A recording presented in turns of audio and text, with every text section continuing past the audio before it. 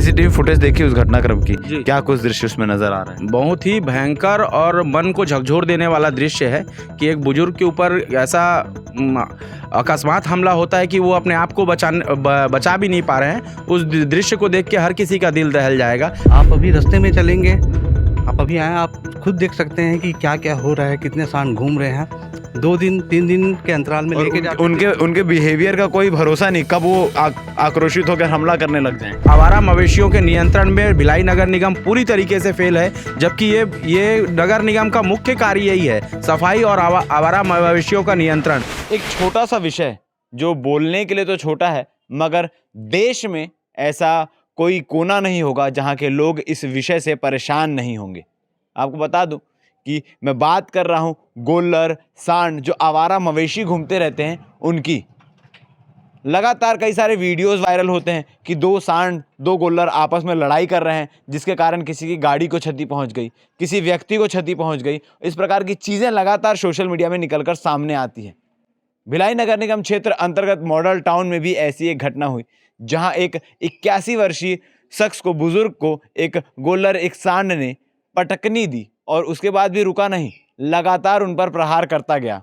और इस सारी घटना की जानकारी तब हुई जब घर में लगे सीसीटीवी कैमरे में सारी चीज़ें कैद हो गई। ये सारी घटना जो मैं आपको बता रहा हूँ, ये 26 तारीख की घटना है, शाम को 6:30 बजे के आसपास की घटना। और इस वक्त जहाँ मैं खड़ा हूँ, ठीक इसी स्थान पे वो सारी चीज़ें हुई हैं, सारी घटनाक्रम हुई है। और इसके ठीक सामने जो घर मौजूद है, उसमें आप देख पा रहे होंगे कि सीसीटीवी कैमरे लगे हुए हैं और उस कैमरे में ही तमाम चीज़ें जो है वो रिकॉर्ड हुई थी। इस वार्ड के पार्षद हमारे साथ मौजूद हैं। वार्ड वासियों का कहना है कि लगातार इस समस्या से लोग जूझते रहते हैं। अभी हम जब रास्ते में आ रहे थे तो वह रास्ते में भी हमको 2 गोल्लर बैठे मिले, वो कब हावी हो जाएं, कब हमला कर दें, इस बात का कोई भरोसा नहीं। हरिओम तिवारी हमारे साथ मौजूद है। हरिओम जी, लगातार ये समस्या सामने आ रही है और एक वृद्धजन की मृत्यु भी हो गई है। किस प्रकार से पूरी घटना आपको पता चली है? 26 तारीख की शाम को हमारे वार्ड क्रमांक 3 के सड़क नंबर 9 में स्थित सियाराम साहू जी, जो हमारे वार्ड के बुजुर्ग थे, वो अपने घर से शायद किराना दुकान जाने के लिए निकले थे। उसी समय एक बड़ा सांड आकर उनके ऊपर लगातार हमला करते गया, जिससे उनकी मौत हो गई।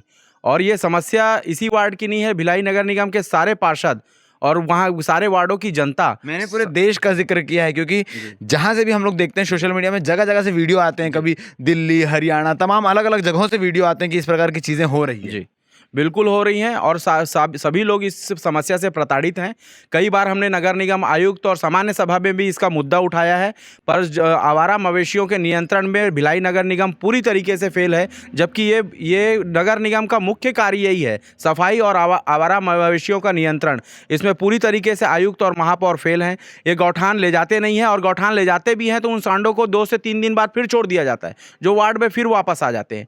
कई लोग अघोषित रूप से वार्डों में खटाल बना के रखे हैं, जिनको आयुक्त महोदय उन पर कोई नियंत्रण नहीं कर पा रहे हैं। एक दो आपने शिकायत की है? बिल्कुल लिखित शिकायत की है, मौखिक से। सामान्य सभा में सबसे बड़ा हमारा प्लेटफॉर्म होता है सदन। सामान्य सभा में मैंने इस मुद्दे को प्रखर होकर मैंने बोला है। फिर दूसरे दिन आते हैं, 2-4 जानवरों को पकड़ के ले जाते हैं और फिर उनको छोड़ देते हैं। और कुछ लोग वार्ड में कब्जा करके अघोषित शेल्टर होम बना के रोड को कब्जा करके मवेशी पाल रहे हैं, जिससे बाहर के मवेशी और आमंत्रित होते हैं और जान माल का खतरा हमेशा सब पर बना हुआ है। बच्चे भी भयभीत हैं, बुजुर्ग भी भयभीत हैं, जवान लोग तक कभी गाय से टकरा जाते हैं।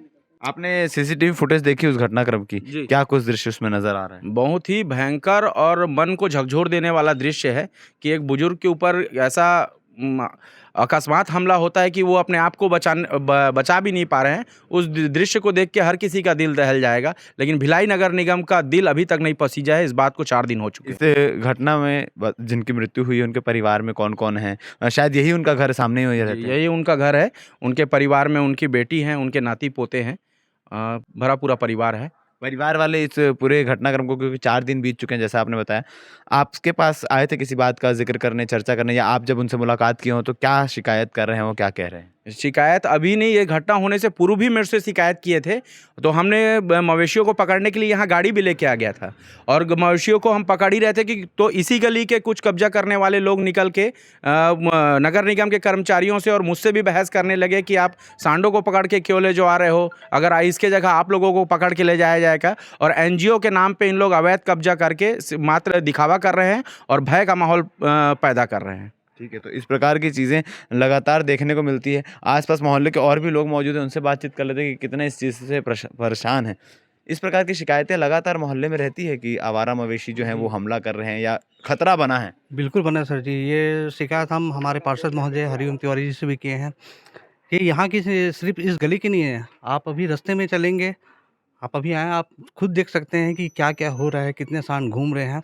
2 दिन 3 दिन के अंतराल में और लेके उन जाते थे। उनके उनके बिहेवियर का कोई भरोसा नहीं, कब वो आक्रोशित होकर हमला करने लग जाएँ। सर ये जो लाइन है, कॉलेज वाली लाइन है, स्टूडेंट हमेशा पैदल यहाँ से आते-जाते रहते हैं, प्लस छोटे बच्चे सुबह हो चाहे शाम को साइकिल चलाना, घूमना ये सब करते हैं।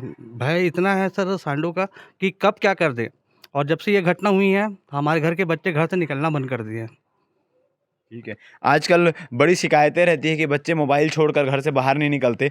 निकले भी तो कैसे? जब गली मोहल्ले में इस प्रकार की समस्या हो, इस प्रकार का भय का वातावरण बना हुआ हो। आप सीसीटीवी फुटेज में देख पा रहे होंगे किस प्रकार से जो सांड है, जो गोल्लर है, वो किस प्रकार से यहाँ पर एक बुजुर्ग के ऊपर हमला कर रहा है और उनको पटकनी देने के बाद भी वो अपने रास्ते नहीं जा रहा। वो लगातार हमला करते हुए आ रहा है और वो सीसीटीवी फुटेज जो है वो अधूरा है। सिर्फ सीसीटीवी कैमरे की निगरानी में ही ये घटना नहीं हुई है। कुछ दूर से ही वो घटना होते हुए आ रही थी, वो पटकनी देते हुए यहाँ पर आ रहा था और इसके बाद जैसे ही परिवार वालों को सूचना मिलती है तुरंत अस्पताल में भर्ती कराया जाता है और उसके एक दिन बाद यानी 27 तारीख को उन वृद्धजन की मृत्यु हो जाती है। इस पूरी घटना को लेकर आप क्या कहना चाहेंगे? आपके गली मोहल्ले में, आपके आसपास अगर इस प्रकार की चीज़ें हो रही है तो उसके लिए आप क्या कहना चाहेंगे? कमेंट सेक्शन में कमेंट कर सकते हैं और इस पूरी घटना के लिए आप किसको जिम्मेदार मानते हैं? आप पीछे देख भी सकते हैं, एक सांड, एक गोल्लर आपको यूं ही घूमता हुआ दिखाई दे रहा होगा। अभी तस्वीर में जिस प्रकार से देख पा रहे हैं एक शांत स्वभाव का दिखाई दे रहा है, मगर वो कब आक्रोशित हो जाए, कब उपद्रव मचाने लग जाए, इस बात का भरोसा नहीं।